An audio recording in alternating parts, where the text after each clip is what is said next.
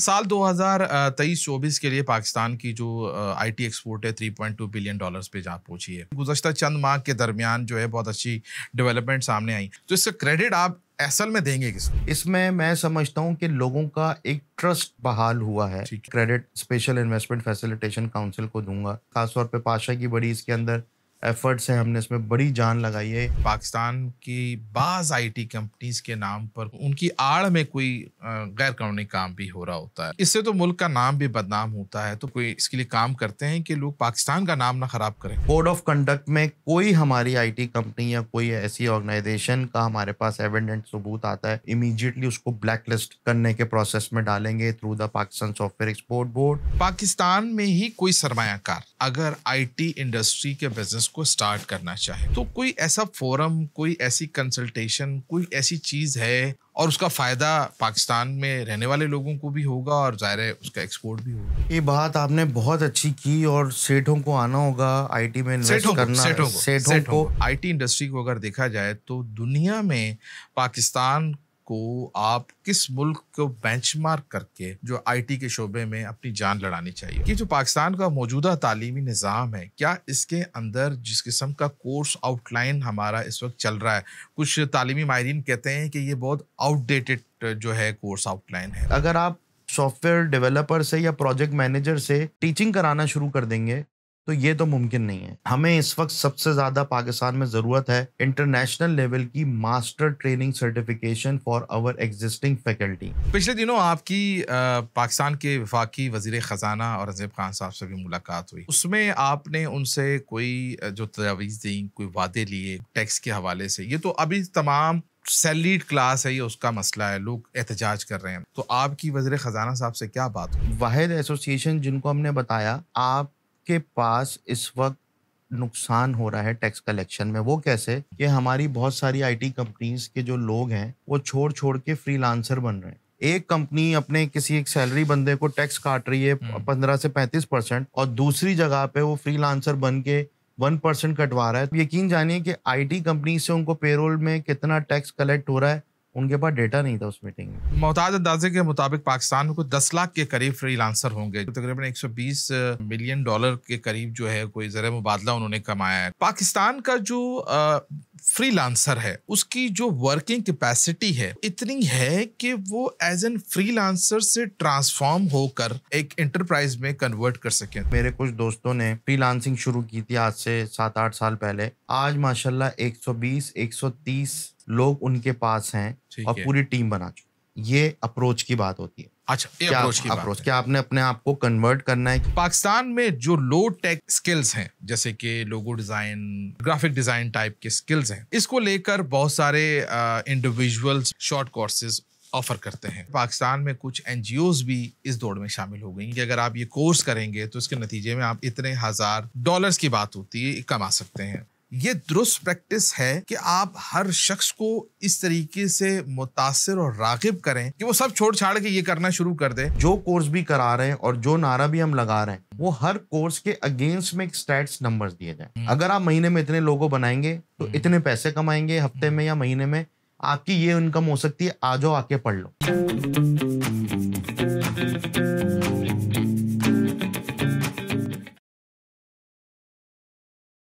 बिस्मिल्लाहिर्रहमानिर्रहीम, अस्सलाम वालेकुम। आप देख रहे हैं केएनएन पॉडकास्ट। मैं नवाजिश अली हूँ।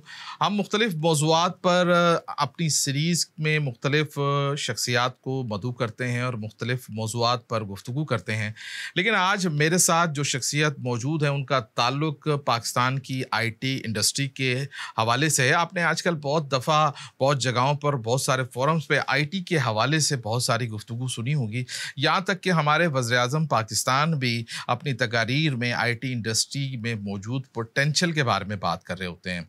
तो हमने सोचा क्यों ना इस हवाले से एक जो है मोतबर तरीन शख्सियत को बुलाया जाए और उनसे इस पूरे मौजू के ऊपर गुफ्तगू की जाए। तो मेरे साथ इस ज़बरदस्त मौजू पर बात करने के लिए मौजूद हैं ज़ुहैब खान साहब। आप चेयरमैन हैं पाशा के, और पाशा जो है पाकिस्तान में आईटी इंडस्ट्री के हवाले से एक रिप्रेजेंटेटिव बॉडी है। अस्सलाम वालेकुम ज़ुहैब साहब, कैसे हैं आप? खैरियत से? अल्लाह का शुक्र। आप सबसे पहले आपका शुक्रिया, आपने हमें टाइम दिया। आईटी इंडस्ट्री के हवाले से बहुत सारे उभाम हैं, बहुत सारी बातें हैं जो मुख्तलिफ मुस्बत भी हैं और मनफी भी हैं। तो हमने सोचा कि आपके साथ बैठकर इन बातों को जो है वो क्लैरिफाई किया जाए। सबसे पहले तो ये बताइएगा कि ये जो पाशा जो तंजीम है ये क्या चीज़ है, और जब ये कब बनी थी, इसके मकासद क्या हैं, और इस तंजीम के बनने के बाद आज तक इसके प्लेटफॉर्म से आईटी इंडस्ट्री के हवाले से क्या क्या कामयाबियां समेटी गई हैं। जी, बहुत शुक्रिया आपका बुलाने का। पाशा 1995 में बनी और ज़ाहिर है इसका फ़ोकस आईटी इंडस्ट्री रहा है। और उस ज़माने में आईटी में 2 चीज़ें होती थी, एक हार्डवेयर और एक सॉफ्टवेयर। इसी हम्म। वजह से उस वक़्त इसका नाम पाशा रखा गया, जो कि पाकिस्तान सॉफ्टवेयर हाउसिंग एसोसिएशन है, बट अब पाकिस्तान आईटी इंडस्ट्री एसोसिएशन में कन्वर्ट किया है। ज़ाहिर है उस ज़माने में दुनिया भर में तो बातचीत होती थी, बट पाकिस्तान में आईटी का रुझान आहिस्ता-आहिस्ता चला। चंद कंपनीज़ थीं आईटी की। मेरा एसोसिएशन पाशा के साथ पिछले 10-12 साल से है, डिफरेंट कैपेसिटी में। मैं चेयरमैन अभी 2 साल पहले ही इलेक्ट हुआ। और ज़ाहिर है हमारे यहाँ 40-50 सालों से पाकिस्तान की industry, government, bureaucracy, political parties का ज़्यादातर फोकस इंडस्ट्रियल माइंडसेट के पॉइंट ऑफ व्यू से रहा है कि हमने टेक्सटाइल एक्सपोर्ट में अपना बड़ा अच्छा काम किया, कमोडिटीज़ में, फ्रूट एंड अदर स्टफ में एक्सपोर्ट पे इंडस्ट्री में काम किया। बट आईटी का जो माइंडसेट है वो बिल्कुल डिफरेंट है। इसमें ना पोर्ट यूज़ होता है, ना ड्यूटीज़ होती हैं, ना कुछ इम्पोर्ट होता है। तो हमने पिछले 2-3 सालों में बहुत इसमें एफ़र्ट्स किए हैं हुकूमत को नॉलेज इकोनॉमी का माइंडसेट देने में। ठीक है। क्योंकि आपको भी पता है कि एक इंडस्ट्री लगाने में बहुत टाइम लगता है, बहुत पैसे चाहिए होते हैं। पैसे नहीं है तो गवर्नमेंट से लोन लेके मशीनरी लगाई जाती है, जगह ली जाती है एंड सो ऑन। आईटी की कंपनी बनाने के अंदर आपको सिर्फ़ एक लैपटॉप, कनेक्टिविटी और एक अच्छा दिमाग चाहिए होता है। सही है। तो उसी नज़रिए से कि एक IT industry versus other industries, अल्लाह ना करे कोई इंडस्ट्री की कोई फैक्ट्री को खोलना है या बंद करना है, टाइम टेकिंग प्रोसेस है। सही। आईटी में ये चीज़ें नहीं होती। तो इसलिए हमारी पॉलिसीज़, हमारा इंटरेस्ट, हमारी चीज़ें, जैसे हम्म। भी आपने राइटली सेट के डिजिटल इकोनॉमी या नॉलेज इकोनॉमी की हम बड़े अरसे से बात कर रहे हैं। उसमें ईज़ ऑफ डूइंग बिज़नेस और कॉस्ट ऑफ डूइंग बिज़नेस पे हम बहुत काम कर रहे हैं। हम्म। और जब मैं चेयरमैन बना उस वक़्त भी पाशा और इंडस्ट्री बहुत सारे मौज़ू पे बातचीत करती थी और हम्म। करती रही है। कुछ पॉलिसीज़ हमारी मान ली जाती थीं, कुछ मान के आगे कंटिन्यू नहीं रही जाती थीं। जैसे हमारी टैक्स आईटी एक्सपोर्ट पे टैक्स हॉलिडे था 2025 तक, लेकिन वो 3-4 साल पहले उसको हटा दिया गया, जिसकी सही है। वजह से जब पॉलिसी कंटिन्यू नहीं होती, तो जब पिछले साल मेरा 1 साल मुकम्मल होने वाला था तो एसआईएफसी बनी। उससे हमारी आईटी इंडस्ट्री को बड़ा फ़ायदा हुआ, क्योंकि आईटी में उनके 4 वर्टिकल्स थे स्पेशल इन्वेस्टमेंट फैसिलिटेशन काउंसिल की, जिसमें एग्री, माइनिंग, एनर्जी और आईटी। सही है। तो आईटी के वर्टिकल से सबसे बड़ा फ़ायदा जो आईटी सेक्टर को हुआ, वो ये हुआ कि कंटिन्यूटी ऑफ पॉलिसी और इम्प्लीमेंटेशन ऑफ पॉलिसी की एक वर्टिकल आईटी का एक एक स्टेक होल्डर, एक इदारे के पास आ गया। अच्छा, मैं being a chairman I witness, मेरे दौरान मेरे सामने हुकूमतें चेंज हुईं, केयरटेकर गवर्नमेंट आई, हम्म। ब्यूरोक्रेसी में फेडरल सेक्रेटरीज़ चेंज हुए, हम्म। लेकिन आईटी पे पॉलिसीज़ में कोई तब्दीली नहीं आई। तब्दीली नहीं है। अब सही है। हम जो जितनी कोशिश कर रहे हैं वो और मज़ीद बेहतर करने की कर रहे हैं, उसकी इम्प्लीमेंटेशन की कर रहे हैं और एग्ज़ीक्यूशन की कर रहे हैं। ठीक है। और अल्हम्दुलिल्लाह इस दौरान जो है हम 15 से 16 ममालिक के अंदर आईटी सेक्टर को बाहर लेके गए। ठीक है। क्योंकि आईटी का जो बिज़नेस है ना, वो बाहर जाए बगैर अब मिलता नहीं है। पहले होता था कि लोग पोर्टल से ऑनलाइन काफ़ी फ्रीलांसर्स के पोर्टल से बिड करके प्रोजेक्ट ले लिया करते थे आसानी। अच्छा, ये आप ये कह रहे हैं कि अक्सर हम ये देखते हैं, वीडियोस देखते हैं लोग कि जी ये जो फ्रीलांसिंग प्लेटफॉर्म्स हैं, बस आप वहाँ जाएं, अकाउंट बनाएं और काम करना शुरू करें। ये थोड़ा डिफिकल्ट हो गया है। अब बहुत चैलेंजिंग हो गया है, क्योंकि फ्रीलांसिंग जो है वो सिर्फ़ आईटी की नहीं होती। ठीक है। फ्रीलांसिंग में चार्टर्ड अकाउंटेंट भी हैं, सही है।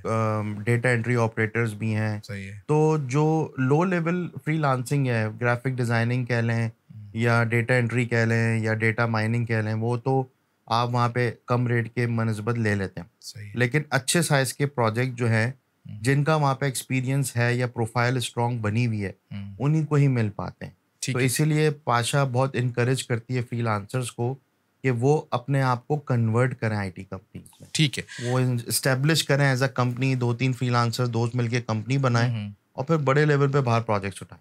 ठीक है। अच्छा, साल 2023-24 के लिए पाकिस्तान की जो आईटी एक्सपोर्ट है $3.2 बिलियन पे जा पहुंची है। ये एक बहुत ज़बरदस्त फिगर है और ये एक्सपेक्ट नहीं किया जा रहा था, और ये गुज़श्ता चंद माह के दरमियान जो है बहुत अच्छी डेवलपमेंट सामने आई। तो इसका क्रेडिट आप किसको देंगे? मतलब हमारे यहाँ तो तकरीबन तमाम शोबे ही सब बहाली की जानिब जा रहे हैं, तो इसका क्रेडिट आप असल में देंगे किसको? देखें, अगर हिस्ट्री देखें तो $3.2 बिलियन 2023-2024 जून में एंड का है। जी। पिछले साल $2.6 बिलियन था, बिल्कुल उससे पिछले साल भी $2.6 बिलियन था जी। और उससे पिछले सालों में हमारी ग्रोथ हुई थी, बट उसमें कोविड का भी एक बड़ा किरदार था, काफ़ी काम ये आया था, काफ़ी एफर्ट्स थी। बट ये इन हालात में जहाँ पे ग्लोबल मार्केट में भी एक चैलेंज है, ख़ासतौर पे स्टार्टअप्स और वेंचर कैपिटल, उसके बावजूद पाकिस्तान में 3.2 बिलियन के, इसमें मैं समझता हूँ कि लोगों का एक ट्रस्ट बहाल हुआ है ठीक है। डॉलर्स को पाकिस्तान लाने में। और मैं ज़ाहिर है credit special investment facilitation council को दूंगा, सही है। क्योंकि उन्होंने पाशा के साथ, मिनिस्ट्री ऑफ आईटी के साथ मिलके, ख़ासतौर पे पाशा की बड़ी इसके अंदर एफर्ट्स हैं, हमने इसमें बड़ी जान लगाई है कि क्या हमारे इंडस्ट्री के इशूज़ थे, क्या स्टेट बैंक से सर्कुलर आ जाता था लेकिन इम्प्लीमेंटेशन नहीं हो पाती थी, उस पर रेगुलरली स्टेट बैंक से मीटिंग हो रही है, सही है। वो बैंक्स को बुला रहे हैं, कॉर्पोरेट डेबिट कार्ड कितनों ने तैयार किया, कितनों ने नहीं किया, इंटरनेट बैंकिंग अभी तक नहीं खुली है, वो कब तक खुलेगी, ये क्वेश्चंस किए जा रहे हैं थ्रू स्टेट बैंक, और इसमें SIFC का बड़ा रोल है। और आई टेल यू, ये ट्रस्ट की बात होती है। $3.2 बिलियन पाकिस्तान की एक्चुअल आईटी एक्सपोर्ट नहीं है। सही है। ये वो पैसे हैं जो यहाँ पे खर्च करने के लिए पाकिस्तान कंपनीज लेकर आ रही हैं, जो यहाँ की सैलरीज हैं, ऑपरेशनल एक्सपेंस हैं। सही है। बट आईटी कंपनीज के और अखराजात भी होते हैं, उनको बाहर एग्जीबिशंस में जाना होता है, उनको लोग हायर करने होते हैं, बाहर कंपनियां रजिस्टर्ड करनी होती हैं। तो वो चूंकि पाकिस्तान से बाहर पैसे ले जाना आसान नहीं रहे हैं हिस्टोरिकली, सही है। तो इसलिए लोग बाहर पैसे रखते हैं। ठीक है। पाकिस्तान की आईटी इंडस्ट्री बाहर पैसे पार्क नहीं करती, ठीक है। चूंकि बाहर से पैसे खर्च करना आसान है, इसलिए वो बाहर पैसे रख के अखराजात वहां से भी करते हैं। सही है। इसलिए हमारी, मैं समझता हूँ कि एक्सपोर्ट एक्चुअल $5 से $7 बिलियन हमारी आईटी की होगी। जबरदस्त, जबरदस्त। ये तो बहुत अच्छे फिगर्स आप बता रहे हैं और ये बहुत होपफुल बात है। और हुकूमत हमसे मांगती है, पूछती है, डॉलर पाकिस्तान लेकर आए, हम कहते हैं कि ये तो स्टेट बैंक और FBR के जिम्मे आता है कि वो डॉलर क्यों नहीं आ रहे, वो ऐसी आसानियां पैदा करें, ऐसे इंसेंटिव्स दें कि लोग लेकर आएं, यहाँ से उनको करें। और कॉर्पोरेट डेबिट कार्ड आ गया है, अब वो कॉर्पोरेट डेबिट कार्ड की मैं आपको एग्जांपल दूं, $US में आज आईटी कंपनी और फ्रीलांसर अपना कॉर्पोरेट डेबिट कार्ड $US का बना सकते हैं। ठीक है। अच्छा, अब आईटी कंपनी जब वो बना सकती है, उसने बना लिया, अब वो बाहर डॉलर की अमाउंट को डॉलर में खर्च करने के लिए कर रही है, तो उस पर 10% टैक्स काटा जा रहा है। अब बाहर तो दुनिया भर में ऐसा कहीं नहीं होता, आपके डॉलर में कार्ड है, आप डॉलर में कहीं पे भी पेमेंट करें, वो सिर्फ ट्रांसफर फीस या ट्रांजैक्शन पे तो नहीं होना चाहिए, टैक्स नहीं होता। तो अभी हमने इस बजट प्रपोजल में प्रपोज किया था कि ये हटाएं 10%, हमारी और चीज़ों को हटाएं, उस पर भी मैं भी बात करता हूँ। ठीक है, उस पर हम बात करेंगे। एक बहुत अहम बात ये है कि आप कुछ मसाइल की निशानदेही कर रहे हैं, लेकिन वो प्राइमरी मसाइल क्या हैं,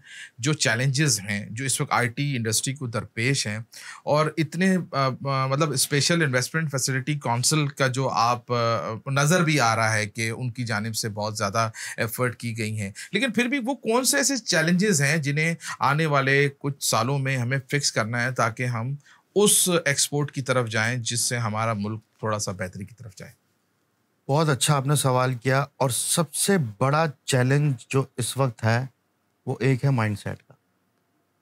जो हमारी ब्यूरोक्रेसी में, हमारे गवर्नमेंट में, FBR में, स्टेट बैंक में जो लोग बैठे हैं, देखिए उन्होंने 45-50 साल जिस बिजनेस कम्युनिटी के साथ इंटरेक्ट किया या उनकी फैमिली में बिजनेस रही है, वो import, export, trading, industrial mindset के साथ रही है। वो उसी माइंडसेट के साथ आपको भी डील कर रहे हैं। अब मैं आपको एग्जांपल दे देता हूँ।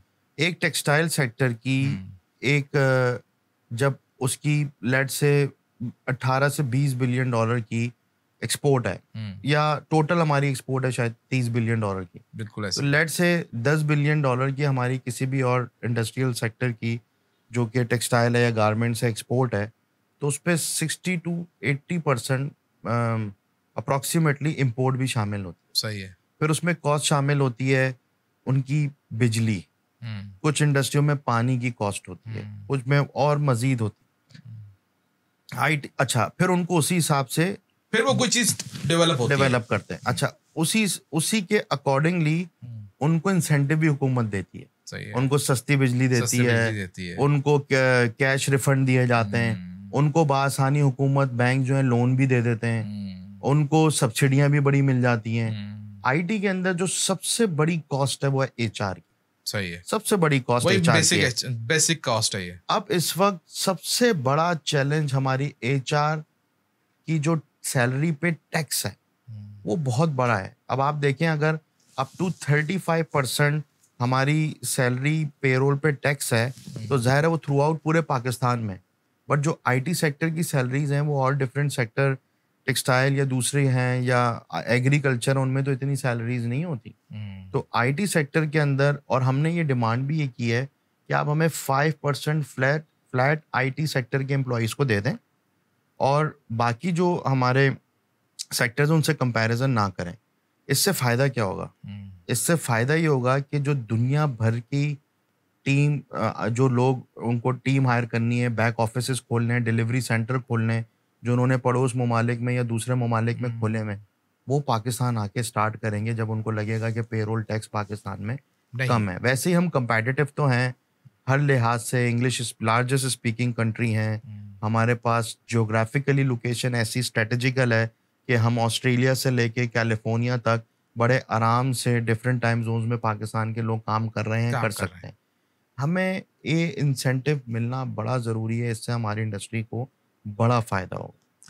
पिछले दिनों आपकी पाकिस्तान के वफाकी वज़ीर ख़जाना औरंगज़ेब खान साहब से भी मुलाकात हुई, तो उसमें आपने उनसे कोई जो तजावीज़ दी, कोई वादे लिए, कोई ये जो आप बात कर रहे हैं टैक्स के हवाले से, ये तो अभी तमाम जो सैलरीड क्लास है ये उसका मसला है, लोग एहतजाज कर रहे हैं, लेकिन आप बात ठीक कर रहे हैं, इससे हमें इंटरनेशनली भी फ़ायदा होने वाला है। तो आपकी वज़ीर ख़जाना साहब से क्या बात हुई, थोड़ा बताएं। देखिए, वज़ीर ख़जाना साहब पहले एक निजी बैंक के प्रेसिडेंट भी रहे हैं और हम इनको बड़े अच्छे से जानते हैं। Is a very dynamic personality, is a doer. तो इन्होंने एफबीआर के लोग भी साथ बुलाए हुए थे और हमने, मेरे ख्याल से हम वाहिद इंडस्ट्री होंगे, क्योंकि देखें आईएमएफ इस वक्त हमारे ऊपर एक तलवार लटक रही है और वो हमसे कहता है कि टैक्स नेट बढ़ाएं। आईएमएफ की क्लियर इंस्ट्रक्शन है कि आप गरीबों से टैक्स ना लें, टैक्स नेट बढ़ाएं, जिस पे इंटीग्रेशन मिनिस्ट्री ऑफ आईटी और एफबीआर ये सब चीज़ें इंटीग्रेशन भी चल रही हैं। तो हमने वाहिद एसोसिएशन जिनको हमने बताया कि आपके पास इस वक्त नुकसान हो रहा है टैक्स कलेक्शन में, वो कैसे कि हमारी बहुत सारी आईटी कंपनीज के जो लोग हैं वो छोड़ के फ्रीलांसर बन रहे हैं। अच्छा, वो रिमोट वर्कर बन रहे हैं, वो रिमोट हर कंपनी, वो एंटरप्राइजेस से रिवर्स होके वो बन रहे हैं। अच्छा, रिमोट वर्कर या फ्रीलांसर्स पे कोई टैक्स है नहीं। जो रजिस्टर्ड फ्रीलांसर है उस पर 0.25% टैक्स है और जो नॉन रजिस्टर्ड है वो 1% है।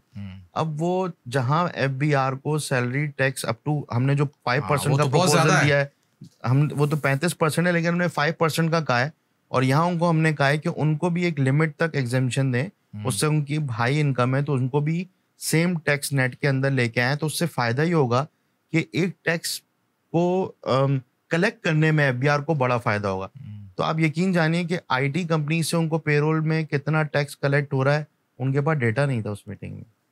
आप सब ये कह रहे हैं कि उनको नहीं पता है कि वो कितना रेवेन्यू जनरेट करने वाले हैं अगले साल के? मतलब हमने उनको पोटेंशियल बताया, हमने उनसे सवाल किया है कि आपको आईटी कंपनीज के जो लोग एम्प्लॉय वर्कर्स काम कर रहे हैं उनको टैक्स कितना कलेक्ट हो रहा है और कितना 8 से 10 महीने में नुकसान हुआ, तो आप डेटा हमें बताएं ना, क्योंकि एफबीआर से बेहतर कोई डेटा नहीं दे सकता। लेकिन हमें जो इधर उधर लोगों से पता चला, कुछ निजी बैंक से, मैं नाम नहीं ले सकता, कि उन्होंने कहा है कि काफी आईटी कंपनीज का रेवेन्यू बढ़ा है, लेकिन पेरोल प्रोसेसिंग कम हुई है। इसका मतलब या तो लोग उनके यहाँ से छोड़ के जा रहे हैं लोग दुबई में कंपनी बना के वहां से डायरेक्ट एज अ फ्रीलांसर बना के उनको पैसे ट्रांसफर कर रहे हैं। तो इससे आप एक बड़े लेवल पे मैनेज नहीं कर सकते चीजों को। उसके लिए जरूरी है कि देखिए टैक्स देना बहुत ही इंपॉर्टेंट चीज है, सही है, और हर कोई देना चाहता है, बट ओपन आपको एक लेवल फील्ड मिले ना ओपनली खेलने की, कि अगर एक कंपनी अपने किसी एक सैलरी बंदे को टैक्स काट रही है 15 से 35% और दूसरी जगह पे वो फ्रीलांसर बन के 1% कटवा रहा है, तो वो तो कंपनी के लिए बड़ा बुरा है, उससे बड़ा नुकसान हो रहा है। अच्छा, लोग जो हैं वो छोड़ छोड़ के प्रोजेक्ट्स भी हाथ से जा रहे हैं, अच्छे अच्छे लोग भी ऑर्गेनाइजेशन से छोड़ रहे हैं, और फिर हमारी बड़े लेवल पे हम इंटरप्राइज लेवल पे चीज़ों को करने में चैलेंजेस हैं। ठीक है। अच्छा, बतौर इंडस्ट्री स्टेक होल्डर आप क्या समझते हैं कि आईटी इंडस्ट्री को अगर देखा जाए तो दुनिया में पाकिस्तान को आप कौन से पाकिस्तान को किस मुल्क को बेंचमार्क करके जो आईटी के शोबे में अपनी जान लड़ानी चाहिए? और दूसरी बात ये भी बताएं कि जो पाकिस्तान का मौजूदा तालीमी निज़ाम है, क्या इसके अंदर जिस किस्म का कोर्स आउटलाइन हमारा इस वक्त चल रहा है, कुछ तालीमी माहिरीन कहते हैं कि ये बहुत आउटडेटेड जो है कोर्स आउटलाइन है, तो क्या इस कोर्स आउटलाइन में भी तब्दीली होने की ज़रूरत है? कि अगर इस तरह की पोटेंशियल मार्केट्स हमारे पास मौजूद हैं, तो आज जब एक बच्चा मैट्रिक के बाद जब कॉलेज में जाए, यूनिवर्सिटी में जाए, तो उसका जो जो लेवल हो, स्कूल ऑफ थॉट हो, वो इतना प्रोग्रेसिव और इतना मैच्योर हो कि वो इस इंडस्ट्री की तरफ आ जाए, बजाय कि वो बाहर जाकर एक बर्गर का ठेला लगा ले। आपने बड़ी अच्छी बात की रिलेटेड टू, मैं स्किल्स पहले जवाब देता हूँ आपका, कि इस वक्त पाकिस्तान में जब से मैं चेयरमैन बना हूँ हर जगह बात हो रही है, इतने लोगों को पढ़ाना है, इतने लोगों को स्किल्स देना है, 4,000, 10,000, 1 लाख, 2 लाख, ये वो, लेकिन कोई एक बात नहीं कर रहा कि जो पढ़ाने वाले क्या हमारे पास मौजूद हैं। अगले 5 साल में दुनिया में टेक्नोलॉजी पे जो दुनिया भर में डिमांड है, क्या उसके टीचर्स या उसकी फैकल्टी हमारे पास अवेलेबल है? नहीं है, आउटडेटेड है वो। हमारे पास देखें जितने भी फैकल्टी के लोग मौजूद हैं, उनकी अपनी आईटी के स्किल्स के हवाले से मास्टर ट्रेनिंग नहीं हुई भी। वो कोर्स भी खुद बनाते हैं, वो इधर उधर से कोर्स लेते हैं। अभी मैं एकेडमिक एजुकेशन, अभी मैं 4 इयर्स डिग्री या इंजीनियरिंग की बात नहीं कर रहा। सही है, वो तो एक उस पे तो अलग चैप्टर है, हमारी एचईसी से बड़ी बातचीत होती है, अपने कैरिकुलम को अपडेट करें। But I am talking about के नेफ्टेक है, टैफटेक है, बूट कैंप्स हैं, इनको इस सतह पे होना चाहिए कि हमारे यहाँ सबसे पहले देखें उस्ताद उस्ताद होता है, टीचर का एक तरीका होता है पढ़ाने का। सही है। अगर आप सॉफ्टवेयर डेवलपर से या प्रोजेक्ट मैनेजर से टीचिंग कराना शुरू कर देंगे तो ये तो मुमकिन नहीं है, क्योंकि अगर ऐसा होता तो आज सारे टीचर आईटी एक्सपोर्ट कर रहे होते। उस्ताद उस्ताद होता है, ट्रेनिंग का एक तरीका होता है, प्रोफेसर का एक तरीका होता है। हमें इस वक्त सबसे ज्यादा पाकिस्तान में जरूरत है इंटरनेशनल लेवल की master training certification for our existing faculty, चाहे वो प्राइवेट यूनिवर्सिटीज हों, गवर्नमेंट यूनिवर्सिटीज हों, या हमारे वो रजिस्टर्ड उस्ताद इस्तातिज़ा जो कि वोकेशनल ट्रेनिंग के अंदर मौजूद हैं, ताकि वो अगले 15 साल के लिए एज फैकल्टी अवेलेबल हो। अगले एटलीस्ट अगले 5 से 15 साल के लिए वो अवेलेबल तो हों, लेकिन जो फ्यूचर ऑफ वर्क्स है, जो आगे एआई पे, जनरेटिव एआई पे, साइबर सिक्योरिटी पे, उन लोगों को पार्टनरशिप भी करनी होगी इंटरनेशनल यूनिवर्सिटी एकेडमिया से। सही है कि वो क्योंकि मुसलसल काम अपडेट है, होते रहे, मुसलसल उनकी ट्रेनिंग होती रहे। अच्छा, उसके बाद फिर बच्चे ट्रेन होते हैं, उनको जो कोर्स पढ़ाया जाता है वो भी वो बाहर से लेके प्रोफेशनली यहाँ पे लोकलाइज कराएं। और तीसरा उसकी सर्टिफिकेशन, इंटरनेशनल स्टैंडर्ड की सर्टिफिकेशन आप कराना शुरू करेंगे तो उसके बाद ही हमारे लोगों को फौरी तौर पे नौकरियां लगेंगी।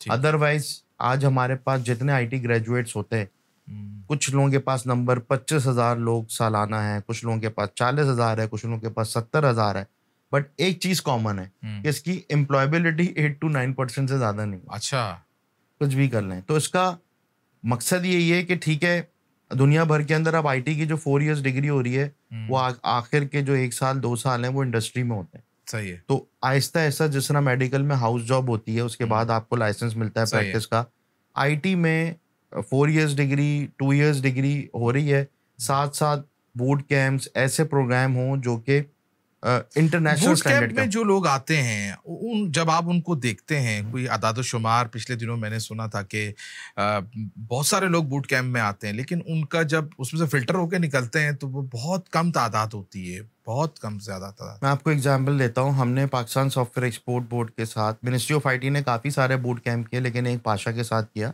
सही है, जिसको लीड किया 16 आईटी कंपनीज ने, प्राइवेट है। कंपनीज ने, सही है, कंसोर्शियम बना के। सही है। 4000 लोगों की ट्रेनिंग करनी थी, अपस्केलिंग, जो ग्रेजुएट्स थे ऑलरेडी, आईटी ग्रेजुएट्स थे 4000, जिनकी नौकरियां नहीं थी या बहुत कम लेवल और पे उन्होंने काम आईटी की तालीम ली थी जी, और उनकी नौकरियां नहीं क्या थी। नताइज मिले? अल्हम्दुलिल्लाह जब हमने उसको ट्रेनिंग मुकम्मल करा ली तो 70 to 80% लोगों की नौकरियां लग गई। नौकरियां लग गई। अब ये काम हमने ज़ाहिर है गवर्नमेंट की सपोर्ट से किया, बट ये प्राइवेट सेक्टर सॉफ्टवेयर हाउसेस का काम नहीं है। हाँ, वो प्राइवेट तो सेक्टर अपना दूसरा काम कर रहे हैं ना, उनको एग्जैक्टली एक्सपोर्ट करना अब है। एक हमने बेंचमार्क सेट कर दिया ना, अब वो टेक लिफ्ट के नाम से हमने किया था, और techlift.pk पे इस वक्त रियल टाइम स्टैट्स मौजूद हैं, सही फुल है। ट्रांसपेरेंसी, क्या हुआ, कितने लोग, कितनी ठीक है। नौकरियां लगी। अब हमने उसको स्केल करना है, उसके सेकंड थर्ड वर्जन करने हैं, लेकिन उसमें शर्त ये है कि जो लोग पढ़ाएं वो फैकल्टी सबसे पहले आईटी की सर्टिफाइड हो। अगर वो लारावेल, पाइथन या मोबाइल एप्लीकेशन डेवलपमेंट पढ़ानी है तो फैकल्टी की सर्टिफिकेशन हो, टेस्ट हो, हाँ जी ये इंटरनेशनल स्टैंडर्ड के मुताबिक क्वालिफाइड ट्रेनर है, फिर वो बच्चों को आगे पढ़ाना शुरू करें, उनको क्लासेस दें, उनकी सर्टिफिकेशन लें। मतलब वो खुद ही अपडेट नहीं होंगे तो बच्चा कैसे, कहाँ और जाएगा? आप सर देखें इस वक्त पाकिस्तान के पास जो सबसे बड़ा गोल्ड माइन जहां पाकिस्तान बैठा है ना, वो है यूथ पॉपुलेशन। सबसे ज्यादा यूथ पॉपुलेशन, 63% पाकिस्तान की यूथ यूथ पॉपुलेशन। अगर हमने इनको देखें, और हर सेक्टर के अंदर, चाहे टेक्सटाइल हो, गारमेंट्स हो, एग्री हो, हर एक के अंदर इनोवेशन और इंडस्ट्रियल रेवोल्यूशन आ रहा है, ऑटोमेशन आ रहा है, रोबोट्स आ रहे हैं। आईटी फ्यूचर में लोगों से चलती है, it's all about people and products and services and all. Even call centre, BPO, Philippine एक एग्जांपल है, वो कितना मल्टी बिलियंस 6.3 के वो बिलियन डॉलर की उसकी वो तो चली गई है। हमारे पास तो एसेट ही, हमारे पास ये लोग हैं, इनको क्या करना है? ट्रेन करना है।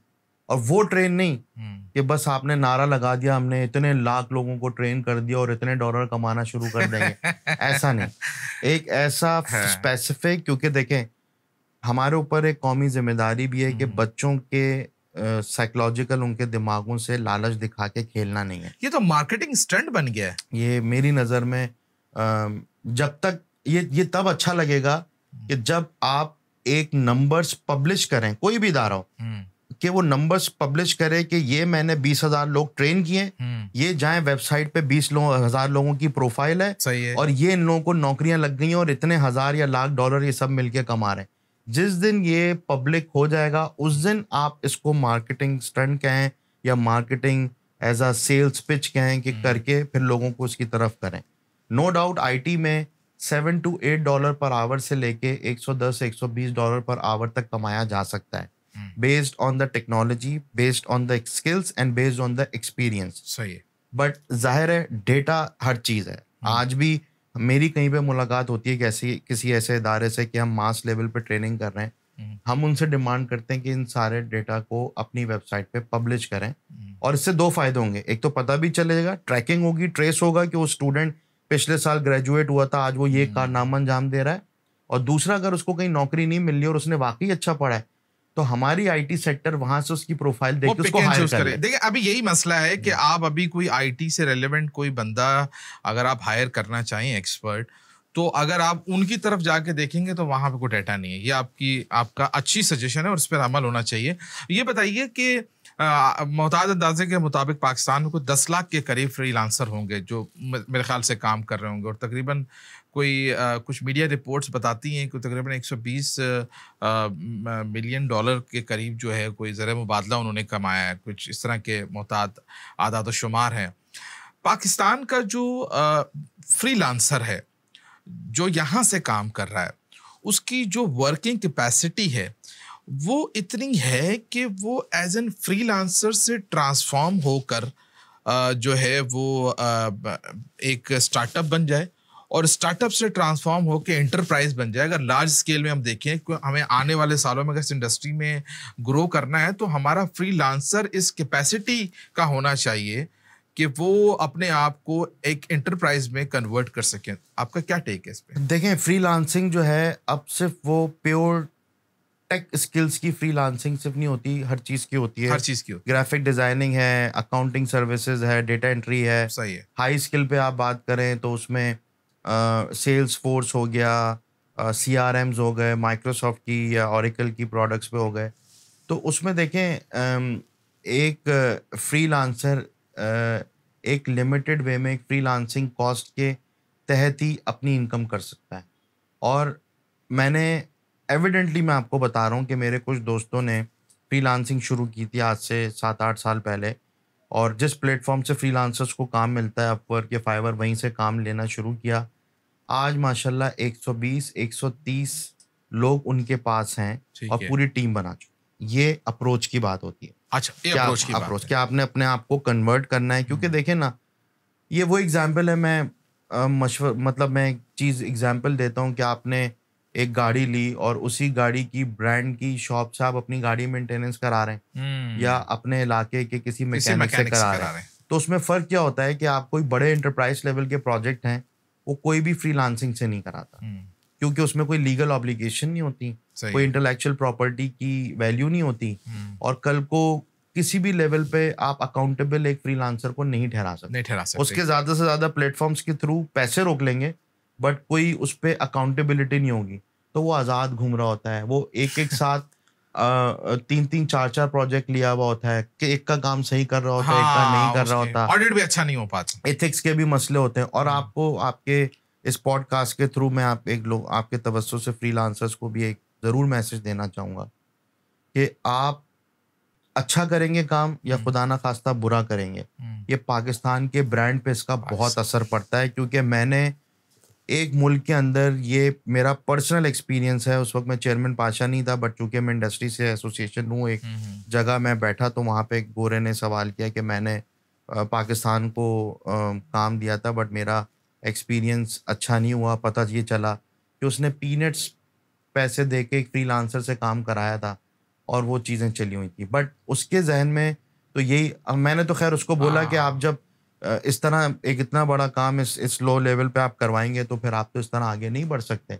सबने उस चीज़ को एप्रिशिएट किया था कि येस, आपको किसी कंपनी को आउटसोर्स करना चाहिए था रादर देन फ्रीलांसर, क्योंकि बड़ा प्रोजेक्ट था, वो कोई छोटा प्रोजेक्ट नहीं था। तो उसमें एक मैसेज ये कहने का मकसद ये है कि अच्छा काम करें तो मुल्क का ही नाम रोशन होगा, बुरा काम करें अल्लाह ना करे तो वो फिर सिर्फ आपसे नहीं, वो फिर किसी से भी काम नहीं कराएगा। तो ये ब्रांड इज़ वेरी इंपॉर्टेंट। हमने और ख़ास तौर पे मैंने पर्सनली पिछले 3 से 4 साल में टेक डेस्टिनेशन पाकिस्तान के ब्रांड को लेके बहुत मेहनत की है। इसमें मतलब हुकूमतों से मैंने फ़ाइट की कि बाहर जाके आपका लोगो, हुकूमत का लोगो कोई गोरा नहीं पहचानता, हमें टेक डेस्टिनेशन को ब्रांड करना चाहिए, और अल्हम्दुलिल्लाह हुकूमत ने बात समझी, मानी। इस वक्त टेक डेस्टिनेशन पाकिस्तान, हम किसी भी ग्लोबल इवेंट पे जाते हैं, यूरोप हो, मिडिल ईस्ट हो, सऊदीया, वो टॉप पर होता है। सही है। और पाकिस्तान की हिस्ट्री में पहली दफ़ा हमने एक गवर्नमेंट को तजवीज़ दी थी कि हमारी जितनी एग्जीबिशंस होती हैं, उस दौरान उस मुल्क के मेन डाउनटाउन के एरिया में पाकिस्तान की आईटी की ब्रांडिंग की जाए। उन्होंने क्या बात है। की, और अल्हम्दुलिल्लाह पिछले 2 महीने में 3 मेजर एग्जीबिशन थी, एक लंदन में, एक आयरलैंड में और एक टोरंटो में। वहाँ के मेन एरियाज़ में, ट्रेन स्टेशंस पे, डाउनटाउन टोरंटो में पाकिस्तान की आईटी की ब्रांड हुई, उसका इम्पैक्ट बहुत अच्छा है। यानी कि वहाँ के रेजिडेंट्स को पता लगा कि पाकिस्तान इस सेक्टर में काम करता है और वो यहाँ पर अपने आप को शोकेस करने आए हुए उनके जो। क्योंकि देखें सर, पिछले इतने बरसों में हमारी जो एम्बेसीज हैं, कॉन्सुलेट्स हैं, इन्होंने काम उन्हीं का है। अच्छा, इन्होंने बहुत अच्छा काम किया। उन्होंने हमारे आम बेचे, उन्होंने हमारा टेक्सटाइल बेचा, उन्होंने हमारे ऑरेंजेस बेचे, बहुत अच्छा।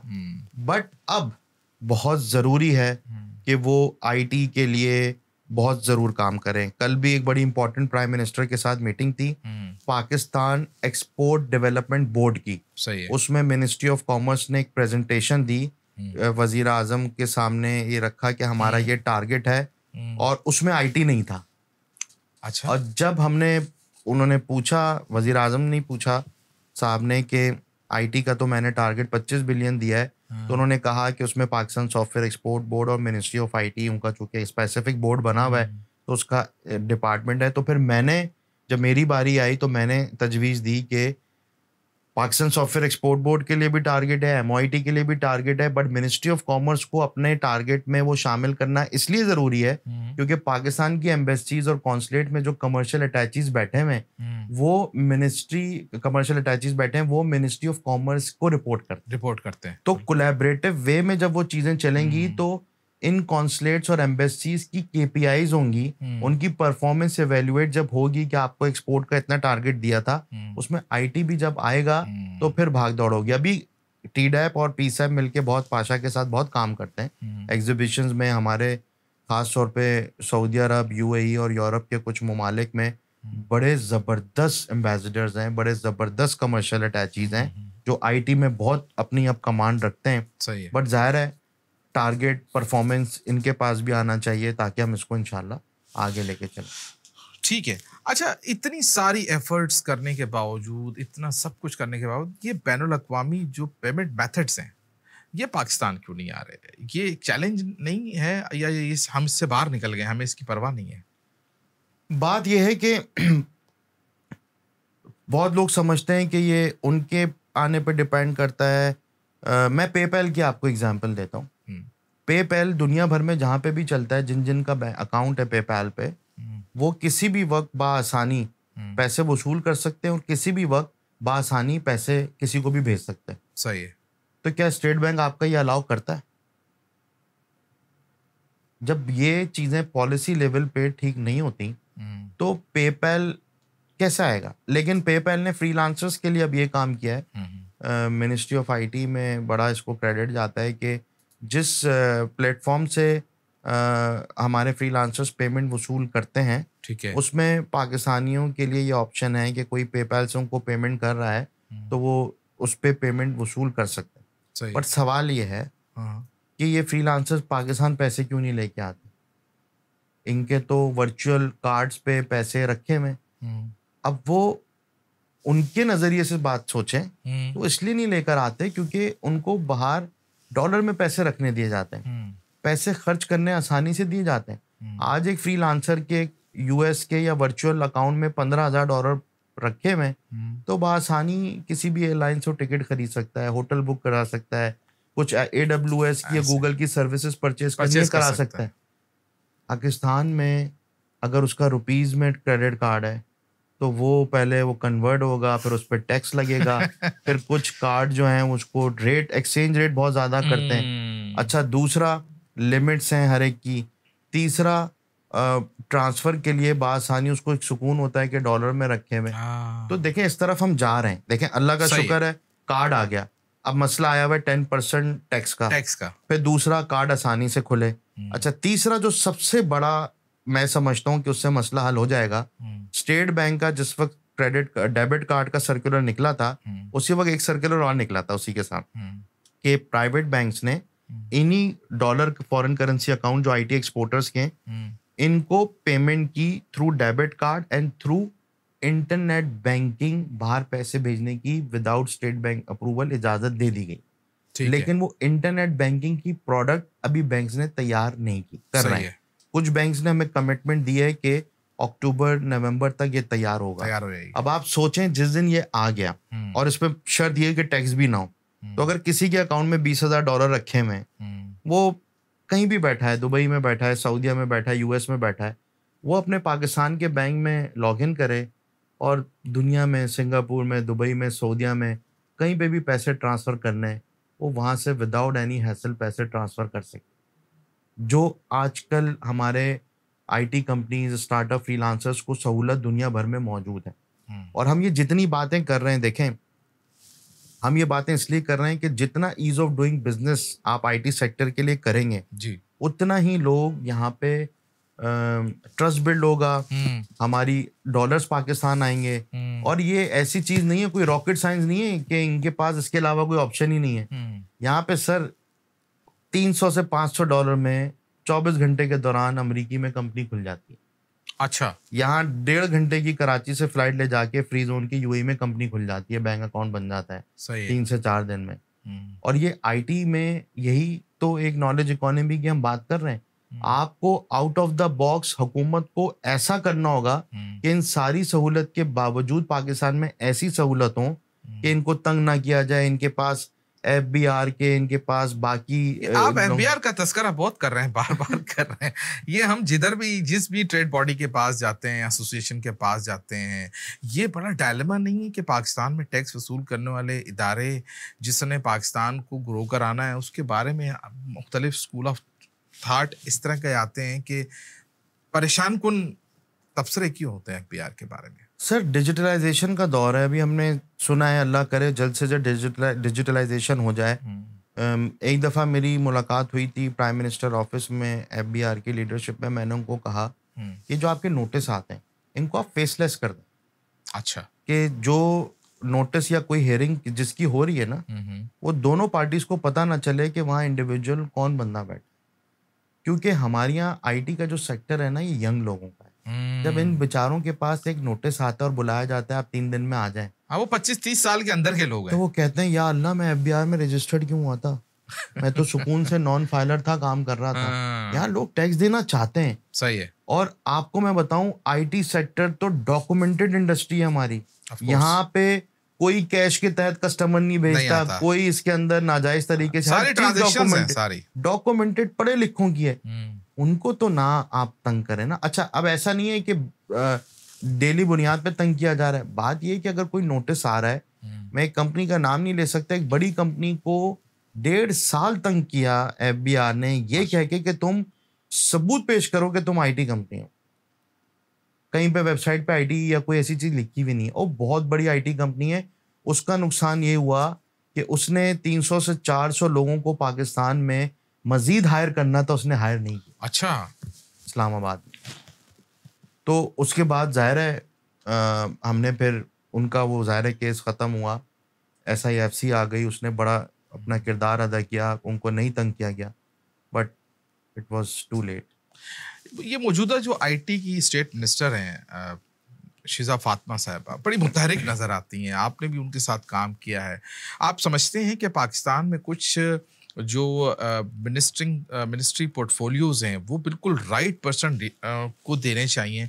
मतलब किसी बंदे को सियासी बुनियाद पे इस तरीके की पोजीशन पे नहीं बिठाना चाहिए जो माजी में होता रहा है। देखें, डॉक्टर उमर सैफ आए, आप जबरदस्त, right person for the right job, right person. अच्छा, madam Shiza Fatima before state minister she was SAPM to the prime minister for youth and affiliation. अच्छी बात यह है कि जब ये स्टेट मिनिस्टर नहीं थी और PDM गवर्नमेंट थी, तो उसमें इन्होंने हमारे सेक्टर के साथ काफ़ी इशूज़ पे, काफ़ी चीज़ों पे बहुत इंटरेक्शन रही थी, बहुत इंटरेक्शन भी रही। हमारी स्टेट बैंक और FBR की मीटिंग्स भी की और करवाई भी, और इन्होंने हमारे लिए वाकई बहुत फाइट की। सही है। तो जाहिर है she understands our issue, she knows our issue. But इस वक्त हम जब हुकूमत से या फाइनेंस मिनिस्ट्री में बात करते हैं तो हर जगह IMF आ जाता है। IMF नहीं, IMF, हर सवाल का जवाब IMF। टैक्स से कोई एग्जेम्पशन नहीं मिलेगी, कोई ऐसी चीज नहीं मिलेगी, टैक्स को हम कम नहीं कर सकते। ये तो अब समझ से देखें, अभी आपने एक बड़ा जो स्किल से रिलेटेड से पहले एक सवाल किया था। इस वक्त हम हुकूमत को ये बोल रहे हैं कि पाकिस्तान इस वक्त ग्लोबल लैंडस्केप में आईटी में ब्रांडिंग पॉइंट ऑफ व्यू से लोग पाकिस्तान की तरफ देख रहे हैं कि आईटी में पाकिस्तान काम कर रहा है, बहुत अच्छा काम कर रहा है, गेमिंग, एनिमेशन में, cyber security, AI, digital transformation. सऊदीया में आप देखें हमारी एक्सपोर्ट बढ़ी है, वहाँ पे कतर में बढ़ी है अल्हम्दुलिल्लाह।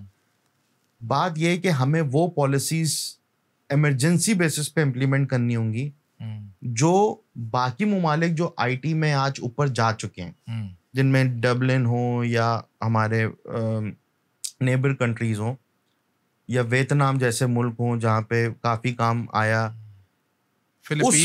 उस वक्त जो उन्होंने अपनी पॉलिसी इंट्रोड्यूस कराई थी, आज की नहीं, उस वक्त लोगों को आने के लिए, अपने सेंटर्स खोलने के लिए वो पॉलिसीज आज मुतारिफ करानी पड़ेंगी। ये हंगामी बुनियादों पे, जंगी बुनियादों पे, और ये कड़वा घूंट लेना पड़ेगा 1 से 2 साल के लिए, ताकि लोगों को एक चीज हो। देखें, STs ये 3 साल से बना हुआ है, स्पेशल टेक्नोलॉजी जोन अथॉरिटी। अभी तक हमारी कंपनीज को पूरा वो इंसेंटिव नहीं दिया गया। अच्छा। अभी वो उस पर भी एक्टिविटी शुरू हो गई है। हम वर्चुअल एसटीजीए की भी बात कर रहे हैं, उसमें थोड़ी सी चीज़ों को कम करके जिन लोगों को लाइसेंस नहीं मिला उनको लाइसेंस दिया जाए, उसमें बहुत सारे इंसेंटिव्स हैं। तो कहने का मतलब ये कि इस सही वक्त है। पाकिस्तान इस वक्त माशाल्लाह इस दौर से गुजर रहा है, and we are very happy. ये leadership from the prime minister is coming in the IT field, के आईटी पे बात, आईटी में कुछ ना कुछ करना है। तो जाहिर है जितनी जितनी चीज़ें और आसान होती चली जाएंगी उतना ही इंशाल्लाह ताला मुल्क को भी फ़ायदा है, हमारी यूथ को भी फ़ायदा है। और देखें यहाँ पे तो हम अपना स्किल्स सेल कर रहे हैं। बिल्कुल ऐसे ही स्किल सेल। अच्छा, एक बहुत अहम सवाल है, आईटी इंडस्ट्री में पोटेंशियल इतना ज़्यादा है और पाकिस्तान को लेकर बहुत ज़्यादा है, आपकी तमाम गुफ्तगू का जो है महवर यही है। पाकिस्तान में ही कोई सरमायाकार अगर आईटी इंडस्ट्री के बिजनेस को स्टार्ट करना चाहे, जैसे कोई फैक्ट्री लगाता है, कोई दुकान खोलता है, कोई प्रोडक्ट बनाता है, तो इस तरीके से इस इंडस्ट्री में अगर कोई आना चाहता है, इन्वेस्ट करना चाहता है, एम्प्लॉयमेंट देना चाहता है, तो कोई ऐसा फोरम, कोई ऐसी कंसल्टेशन, कोई ऐसी चीज़ है जहाँ पर वो आकर बात करे और वो पैसा लगाएगा और उसका फ़ायदा पाकिस्तान में रहने वाले लोगों को भी होगा और ज़ाहिर है उसका एक्सपोर्ट भी होगा। ये बात आपने बहुत अच्छी की, और सेठों को आना होगा आईटी में इन्वेस्ट करना, सेठों को आना पड़ेगा। और मैं आपको बताऊं, एक दो सेठ तो ऐसे हैं जिन्होंने आज ने 20 साल पहले आईटी के अंदर इन्वेस्ट किया था और उन्होंने बड़ा काम किया था। इस वक्त दो तीन चीज़ें, एक तो हमारे नेशनल इंक्यूबेटर सेंटर्स हैं, उनको सेठ लोगों को इनवाइट करके स्टार्टअप्स में इन्वेस्टमेंट करने का बताना चाहिए। अच्छा, दूसरी अच्छी बात ये है कि हमारे सेठ तो ज्यादातर वो जमीनों में घुसे हुए हैं और दीगर चीजों में घुसे हुए हैं, तो उनको इधर लाने के लिए क्या अच्छा, उनकी कन्विंसिंग बड़ी जरूरी होती है ना। एक तो कन्विंसिंग है कि अभी जो सेठों की बाहर से पढ़ के या यहाँ अच्छी जगह पढ़ के नई जनरेशन आ रही है, वो आईटी की तरफ आ रही है। सही है। जो सबसे इम्पोर्टेंट चीज़ ये है कि आईटी का बिजनेस ना आईटी की नॉलेज रखने वाले के बगैर चलाने का किसी के बस की बात नहीं। तो उसका तरीका क्या है? सही है। उसमें तरीका ये है कि बहुत सारे हमारा यंग टैलेंट है और बहुत अच्छा काम कर रहा है, क्योंकि सेठ देखता है कि भाई मुझे प्रॉफिट कब होगा, मुझे शीट दिखाओ, कैश फ्लो पॉजिटिव है नहीं है। ऐसे बहुत सारी स्टार्टअप्स हैं और मैं आपको एक बात बताऊं कि उनको ग्रो करने के लिए, उनको मल्टीप्लाई करने के लिए कुछ पैसे चाहिए। तो उसमें मेरी रिकमेंडेशन सेठों को ये है कि आप मेजर शेयर होल्डिंग ना लें। सही है। 50-60% ना लें उस कंपनी में। सही है। क्योंकि जब आप एक ओनर को जो चला रहा है उसको एम्प्लॉय बना देंगे ना, मेजर स्टेक होल्डर लेके, तो वो एम्प्लॉय बनेगा, कम हो जाएगा। उसको आप पैसे दें, 16 से 17% उसके अंदर इक्विटी लें और 4-5 कंपनीज में, अगर आपके इतने पास पैसे हैं, एक कंपनी 4-5 कंपनीज ले सकते हैं, उसमें इक्विटी में पैसे डालें। सही है। और उनको अपने, देखें आईटी कंपनी चलाने में एक तो आईटी स्किल्स होना जरूरी है, बट धंधा भी आना चाहिए। तो सेठों को ना सिर्फ पैसे, उनका कारोबारी तरीका, उसको गाइड करना, मेंटोरिंग बहुत ज़रूरी है। उनका जो सोच है बिजनेस पॉइंट ऑफ व्यू से, आप यकीन करें बहुत फर्क पड़ सकता है। सेठों को आईटी में इन्वेस्ट करना बहुत ज़रूरी है और उनको आगे आना चाहिए, क्योंकि ये मैं आपको उन्हीं की ज़बान में आपको एक चीज़ बताऊं, ये जो एक कोट है या एक ये वॉच है, या आप एक इंसान को बेच सकते हैं, एक इस्तेमाल। आईटी की एक प्रोडक्ट 190 ममालिक हैं, मिलियंस ऑफ यूजर्स को आप वो बेच सकते हैं। तो जाहिर है प्रोडक्ट बहुत सारी हैं, स्काई इज द लिमिट है। सर्विसेज में भी इन्वेस्टमेंट है, प्रोडक्ट्स में भी इन्वेस्टमेंट है और डिजिटल एसेट्स पे काम हो रहा है दुनिया भर में। जापान, स्विट्जरलैंड, फिनलैंड, हर जगह पे। जापान में तो 2.5 से 3 लाख लोगों की अगले 5 साल लोगों आईटी की डिमांड है। अच्छा, पाशा क्यों नहीं ऐसी ओरिएंटेशन कोई कराता? कराची, लाहौर, इस्लामाबाद में जो सरफहरिस्त के जो हमारे इंडस्ट्रियलिस्ट हैं, सनतकार हैं, जिनके पास पैसे हैं, लेकिन वो बिजली के महंगे रेटों से परेशान हैं। आज एफपीसीसीआई भी यही कहता है, कराची चैम्बर ऑफ कॉमर्स भी यही कहता है, हम फैसलाबाद चले जाएं तो टेक्सटाइल इंडस्ट्री भी यही रोती है। तो यहाँ पर तो इतना पोटेंशियल है। ओरिएंटेशन का भी तो मसला है ना, कि कौन ओरिएंटेशन देगा? हम ये अपने पाशा लेवल पे अभी एक इनिशिएट हमने ऑलरेडी कर दिया है और इंशाल्लाह 2 से 2.5 महीने के अंदर अल्लाह ने चाह हम एक मैच मेकिंग प्लान शुरू करने जा रहे हैं, जिसमें जो इन्वेस्टर है, इंडस्ट्रियलिस्ट है, सेठ है, उसको हम अच्छी आईटी कंपनी जिनका इन्वेस्टमेंट में इंटरेस्ट है, उनको करा रहे हैं। अभी हर हमारा board member including me personal capacity पे जहाँ कोई ऐसी चीज़ होती है वो करा रहा होता है लोगों से मुलाकात। बट पाशा के प्लेटफॉर्म पे हम इस चीज़ को एग्जीक्यूट कर रहे हैं, क्योंकि इस वक्त हम अपनी पाशा की डायरेक्टरीज पे काम कर रहे हैं। वर्टिकल्स पे काम कर रहे हैं, अपना डायरेक्टरी पोर्टल लेकर आ रहे हैं जहाँ पे आर्टिफिशियल इंटेलिजेंस, साइबर सिक्योरिटी की कंपनीज क्या क्या काम कर रही हैं उसको शो केसिंग कर रही हैं। तो इंशाल्लाह that is the major plan इंशाल्लाह। ठीक है। अच्छा ये बताइएगा कि गाए बगाए हम ये देखते रहते हैं कि पाकिस्तान की बाज़ आईटी कंपनीज़ के नाम पर कुछ उनकी आड़ में कोई गैर कानूनी काम भी हो रहा होता है। मतलब उस हवाले से जो पाकिस्तान की एजेंसीज़ हैं उनको इंक्वायर करती हैं और पता चलता है कि वो किसी न किसी गैर कानूनी सरगर्मी में मुलव्वस होते हैं। तो इससे तो मुल्क का नाम भी बदनाम होता है। तो पाशा इस तरह की चीज़ों को जो है काउंटर करने के लिए कुछ करता है? कोई आप अपने यहाँ कोई स्क्रूटनी करते हैं, चेक करते हैं या कोई इसके लिए काम करते हैं कि लोग पाकिस्तान का नाम ना ख़राब करें? देखिए आईटी का जो सेक्टर है बहुत तेज़ी से इवॉल्व हो रहा है दुनिया भर में। जहाँ अच्छे लोग होते हैं वहाँ पे बुरे लोग भी आते हैं। जी। तो ज़ाहिर है वक्त के साथ साथ चीज़ें चेंज हो रही हैं, हमारे भी इल्म में ऐसी बातें आई हैं। तो चूँकि एविडेंस नहीं है हमारे पास, लेकिन हमने पाशा ने एक बड़ा इमीडिएटली काम किया है और इंशाल्लाह ताला बहुत जल्द नेक्स्ट बोर्ड मीटिंग में मैं इसको अप्रूव करवा लूँगा कि पाशा कोड ऑफ कंडक्ट लेके आ रहा है। सही है। कोड ऑफ कंडक्ट में कोई हमारी आईटी कंपनी या कोई ऐसी ऑर्गेनाइजेशन का हमारे पास एविडेंट सबूत आता है कि गलत चीज़ों में मौजूद है तो हम इमीडिएटली उसको ब्लैक लिस्ट करने के प्रोसेस में डालेंगे through the Pakistan software export board. ठीक है। एंड जो भी कॉम्पिटेंट अथॉरिटी ताकि वो मजीद आगे काम न कर सकें। तो ना सिर्फ काम कर सकें, हमारे लिए बड़ा ज़रूरी है कि कोड ऑफ कंडक्ट होना बहुत ज़रूरी है। और यही कोड ऑफ कंडक्ट हम प्रपोज करेंगे पाकिस्तान सॉफ्टवेयर एक्सपोर्ट बोर्ड को भी कि उनके भी मेंबर्स होते हैं, 4 से 5 हज़ार उनके मेंबर्स हैं, वो इसको भी इम्प्लीमेंट करें ताकि पाशा पीसैप के मेंबर्स का एक प्रॉपर जब कोड ऑफ कंडक्ट होगा तो हमारी ऑर्गेनाइजेशन से मेंबर्स से रिलेटेड अगर कोई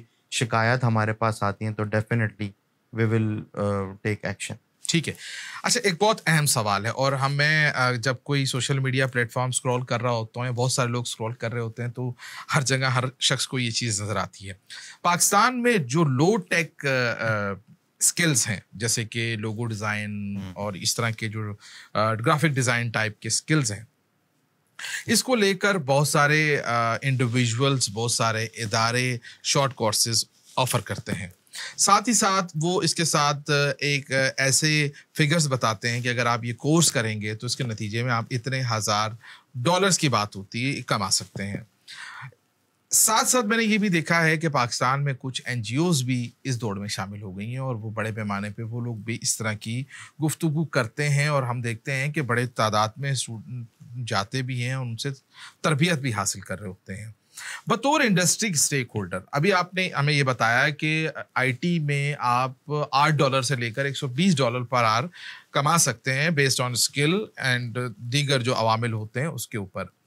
क्या ये जो प्रैक्टिस चल रही है ये दुरुस्त प्रैक्टिस है कि आप हर शख्स को इस तरीके से मुतासिर और रागिब करें कि वो सब छोड़ छाड़ के ये करना शुरू कर दे और उसका एक एक्सपेक्टेशन डेवलप हो जाए कि भाई मैं ये करके इतने पैसे कमाऊंगा? तो ये एक दुरुस्त प्रैक्टिस है? देखिए पहली चीज़ तो ये कि चाहे कोई भी हो, मैं क्यों ना हूँ, अगर मैं कोई किसी को एक अट्रैक्ट करना चाह रहा हूँ कि कोई कोर्स कर ले तो सबसे पहले फैक्ट्स फिगर्स क्लियर होनी चाहिए कि अगर आपने जिक्र किया लोगो की, मैं एग्जांपल ले, सही है, तो एक लोगो $25 से $100 $150 का एक इंसान बना के बेच सकता है। सही है। तो एक इंसान, एक फ्रीलांसर एक दिन में $2 से $3 बना सकता है। तो और उस लिहाज से $300 से $400 हफ्ते के, $500 से $600 महीने के बना सकते हैं एक्सपर्टीज की बेसिस पे। लेकिन ये मैक्सिमम साइड पे, यहाँ तक पहुँचने के लिए एफर्ट्स होती हैं। बहुत सारे ऐसे फ्रीलांसर से भी मेरी मुलाकात हुई है कि करें, लेकिन हर कोई लोगो डिज़ाइन में नहीं जा सकता, किसी का कोई इंटरेस्ट है। तो जैसा मैंने कहा था कि $8 पर आवर $40 अ वीक होते हैं और आप समझ लें कि 160 से $180 180 घंटे होते हैं महीने के। अगर आप वो मल्टीप्लाई कर लें $10 से तो ये $800 से $1200 या उसके अकॉर्डिंगली होते हैं। अब ये ज़ाहिर है किस्मत, नसीब और आपका टैलेंट, बहुत सारे फैक्टर्स होते हैं। तो अगर नॉर्मल कैलकुलेटर पे कैलकुलेट किया जाए ना तो ये नंबर तो बहुत अच्छा दिखता है, बट बात यह है कि हर कोई इसमें एग्जीक्यूट करना मुश्किल होता है। उसके लिए बहुत ज़रूरी है कि अपनी रिसर्च करें। अभी मैं आपको एग्जांपल दूं, सेल्स फोर्स है, सही है, सेल्स फोर्स आपको लोगो डिजाइन से ज्यादा पैसे बना के दे सकता है। सही है। उसके लिए जरूरी है कि सेल्स फोर्स की ट्रेनिंग के साथ साथ सर्टिफिकेशन भी कर लें। अच्छा, मजे की बात यह है कि सेल्स फोर्स के एक ऐसा कोर्स है एडमिनिस्ट्रेशन का, उसके लिए कोडिंग का एक्सपीरियंस होना जरूरी नहीं है। वो हमारे घर की माएँ, बहनें, बेटियां भी कर सकती हैं। शादीशुदा खातून वो भी घर पे बैठ के, सिंगल मदर्स वो भी कर सकती हैं। उससे बासानी 25 से $30 पर आवर इनकम हो सकती है, ठीक एक है, सर्टेन उस पे जाके। सही है। तो जिस कोर्स की भी, मेरा अपना कहने का मतलब यह है कि जो कोर्स भी करा रहे हैं और जो नारा भी हम लगा रहे हैं, वो हर कोर्स के अगेंस्ट में एक स्टैट्स नंबर्स दिए जाए कि लोगो डिजाइन, अगर आप महीने में इतने लोगो बनाएंगे तो इतने पैसे कमाएंगे, हफ्ते में या महीने में आपकी ये इनकम हो सकती है, आ जाओ आके पढ़ लो। लेकिन मेरा एक सवाल है कि अभी आपने ही फरमाया कि अभी जो इंडिपेंडेंट प्लेटफॉर्म्स हैं, फ्रीलांसिंग के जो प्लेटफॉर्म्स हैं, वहाँ पे ज़ाहिर है कंपटीशन बहुत हाई हो गया है। तो काम लेने के जो सोर्स हैं वो तो यही है, ठीक है। बहुत सारे लोगों को मैं जानता हूँ, उन्होंने जनाब बहुत दिनों से, बहुत महीनों से आइडिया बनाई हुई है अपनी, वहाँ पे वो इंटरेक्ट करते रहते हैं, लेकिन कोई काम नहीं मिलता। बिल्कुल सही कह रहा। तो फिर अगर आप जब किसी स्टूडेंट को, किसी को ये बुलाकर ये बताएंगे कि यार आप इतने पैसे कमा सकते हैं, तो कमा सकते हैं, लेकिन एक्चुअली तो वहां पे फौरन नहीं हो सकता, फौरन नहीं हो सकता। यानी 5 साल लगेंगे आपको, 3 से 5 साल तो लगेंगे, टाइम लगता है ट्रेनिंग के बाद, एक्सपीरियंस होंगे। बिल्कुल सही बात है। इसके अंदर देखिए क्लियर एग्जांपल कि अगर आप 500 लोगो डिजाइनर के बच्चों को ट्रेन कर रहे हैं, उनमें से बच्चों पे भी डिपेंड करता है कि वो इस काबिल होके, क्योंकि टूल्स के साथ साथ आपका क्रिएटिव माइंड। अच्छा, अभी आपने चूंकि लोगो डिजाइन की बात की तो मैं स्पेसिफिक इसलिए बात कर रहा हूँ, ग्राफिक डिजाइनिंग पूरी, इसके अंदर बहुत सारी चीजें आ गई। हर चीज की देखें, नसीब, किस्मत, एक्सपीरियंस, स्किल्स, और वो कितना एनर्जेटिक, कितना फास्ट है, और तो इंटरेस्ट कितना है। अब मैं आपको एग्जांपल दूं, मैं हैदराबाद गया, वहां पे एक फ्रीलांसर मिला, वो माशाल्लाह से महीने के 7 से 8 हजार डॉलर कमा रहा है। अच्छा, एज अ फ्रीलांसर। सही लेकिन उस जैसे पाकिस्तान में कितने होंगे? गिनती के होंगे। तो इसीलिए ये तो मेहनत पे, लगन पे बड़ा डिपेंड करता है कि आप कमा लेंगे, लेकिन उस तक पहुंचने के लिए आपकी वर्किंग फिर उसी स्टाइल से हो। ठीक है।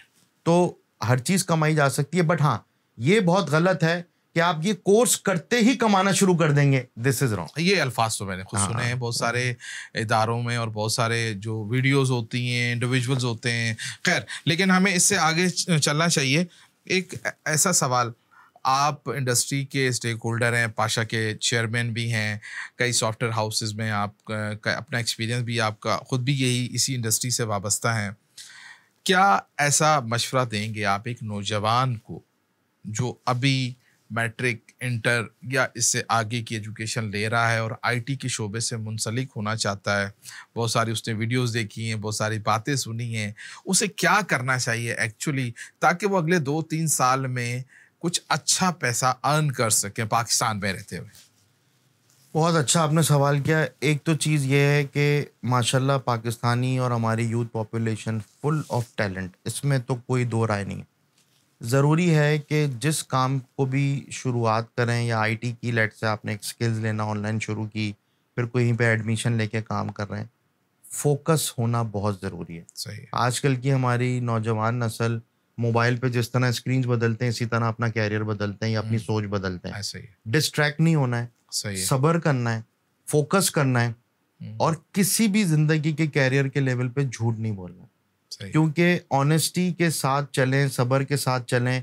इससे आप, क्योंकि आईटी की मार्केट एक्सपोर्ट की, डॉलर इकोनॉमी, और बाहर गोरा हो, अरबी हो, कोई भी हो, वो एक्सपेक्ट करता है क्लैरिटी, ट्रांसपेरेंसी। आप जो काम कर रहे हैं बिल्कुल सच्चाई के साथ बताएं। कोई डिले हो रहा है काम, बिल्कुल बता दें, कोई मसला नहीं है, वो आपको 3 गुना ज्यादा पैसे देगा। सही है। लेकिन डेडलाइन वाले दिन आप उसको बोल रहे हैं कि 2 दिन और लगेंगे, वो आप पे फिर ट्रस्ट नहीं करेगा। तो स्किल्स दुनिया भर की हैं, वीडियोस बहुत सारी मौजूद हैं, बहुत सारे आजकल शॉर्ट कोर्सेज, उर्दू में भी वीडियोस मौजूद हैं, उसको देखें।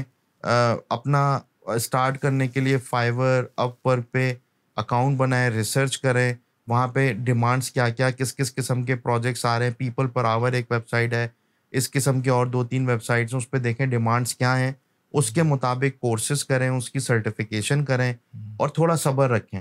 इन सब प्लेटफॉर्म्स पे नई आईडी बनाने के बाद थोड़ा टाइम लगता है, और एक दफ़ा जब प्रोजेक्ट्स आना शुरू हो जाएं, मैं भी इस प्लेटफॉर्म के हवाले से, तो फिर फोकस करें अपनी टीम बनाने को। सही है। जिंदगी भर फ्रीलांसिंग की पे ना लगें, टीम बनाएं, क्योंकि एक बंदा एक प्रोजेक्ट एक एज अ फ्रीलांसर लिमिटेड कर सकता है, बट आप 4 लोग मिलके एक एंटरप्राइज प्रोजेक्ट से स्टार्ट कर सकते हैं, जो आपके लोग क्वालिटी भी मुतासिर नहीं होती। एग्जैक्टली। और बस जाहिर है अपने आप को सब्र के साथ चलें, क्योंकि इसमें आपको कोई इन्वेस्टमेंट की ज़रूरत नहीं है। सही है। कोई वालिदैन से पैसे नहीं मांगने। एक mobile, tab, internet connectivity, environment, आजकल कोवर्किंग स्पेस बनी हुई हैं, चीज़ें मौजूद हैं। ऑफिस भी बहुत हाई फाई स्टार्ट में लेने की ज़रूरत नहीं है, कोवर्किंग स्पेस से शुरू करें, घर से शुरू करें। और अपना आईटी के अंदर बहुत पोटेंशियल है।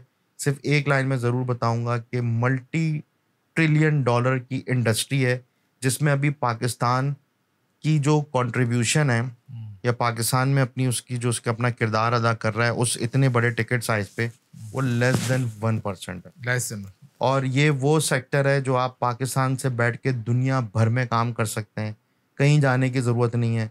कल को हाँ आपको कोई बड़ा प्रोजेक्ट मिलता है तो आपकी टीम को बुलाया जा सकता है कि आप आ जाएं, वहाँ डिप्लॉयमेंट है, अपने 2-3 लोग भेज दें।